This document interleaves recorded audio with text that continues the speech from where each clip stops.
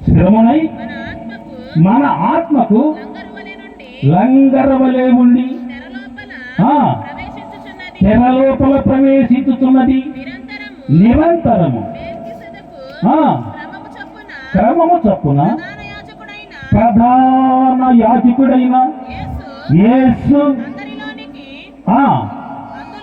అందులోనికి మనకంటే ముందుగా మన పక్షమున ప్రవేశించిన దేవునికి స్తోత్రం. ఆయన ముందే ప్రవేశించి మనకి లంగరిగా ఉంటాడు. దేవునికి స్తోత్రం.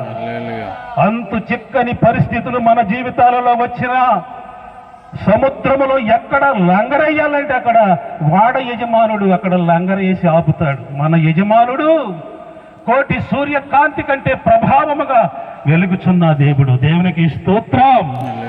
సూర్యుడు లేని చంద్రుడు లేని ఆకలి అసలు లేని సూర్యుడు లేని చంద్రుడు లేని ఆకలి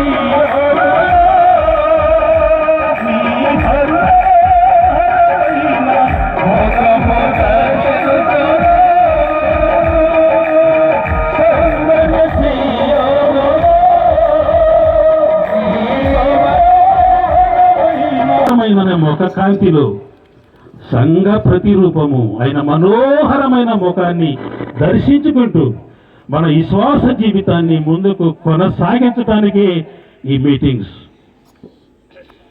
గత సంవత్సరం నుండి జైళ్ళు అనేక రీతులలో కొంతమంది యావత్ ప్రపంచములో బాధపడి ఉండవచ్చు. కానీ శ్రేష్టమైన మనోహరమైన ముఖాన్ని దర్శించే బాధ్యత నాకు ఇచ్చాడు అంటున్నాడు యెహోవా భక్తుడితో.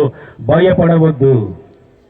కీర్తనాకారుడు అంటున్నాడు 119:76 అయ్యా నేను తప్పిపోయి ఉన్నానేమో ఏదైనా విషయంలో నన్ను జ్ఞాపకం చేసుకో. అపొస్తలుడైన పౌలు అంటున్నాడు మన జీవితాలలో మన హృదయాలలో మనకంటే ముందుగా మన ఆలోచనలు తలంపులు ఊహలు ఉద్దేశాలలో మన జీవిత దేవుని వినికిడిలో దీవించి ఆశీర్వదించును గాక. సమయించిన అయ్యగారికి ప్రభుత్వ వందనాలు. మంచిది. దేవునికి మహిమ కలుగును గాక. హల్లెలూయా. ఎందుకనగా దేవుని దాసులు ఆత్మీయంగా కొద్ది మాటల సహవాసాన్ని బట్టి ఎక్కువ తెలియపరిచారు. చరణం మా కలగలవాలి. తదుపరి దేవుని యొక్క దాసులు వర్తమానాన్ని అందిస్తారు మన కొరకు.